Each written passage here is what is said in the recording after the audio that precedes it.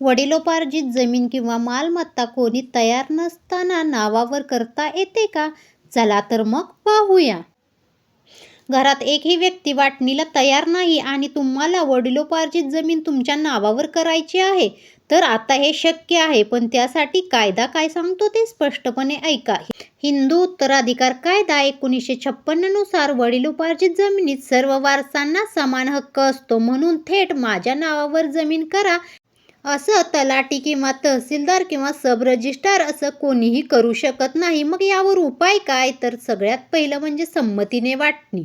सर्व वारस एकत्र बसून लिखित वाटणी करू शकतात आणि मोजणी होते आणि फेरफारवर नोंद होते. दुसरी म्हणजे कोर्टातून वाटणी. कोणी जर तयार नसेल तर सिव्हिल कोर्टात पार्टिशन सूट दाखल करता येते. त्यानुसार कोर्ट तुमचा हिस्सा ठरवून देते. त्याला कुणीही थांबवू शकत नाही. तिसरं म्हणजे हक्क त्यागपत्र.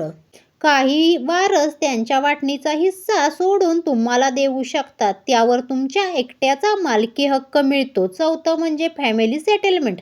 वाद नको म्हणून घरातच सगळ्यांनी मिळून एक करार करायचा. हा करार तलाठीकडे वैध मानला जातो. वरील कोणतीही प्रक्रिया पूर्ण झाल्यावर तलाठी ऑफिसमध्ये फेरफार करावा लागतो. फेरफार म्हणजे 7/12 आणि जमाबंदीवर नावाची नोंद.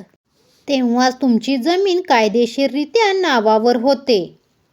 थोडक्यात सांगायचं झालं तर वाटणी नसताना नावावर करणे शक्य नाही, पण कोर्टातून वाटणी हा सर्वात मजबूत मार्ग आहे.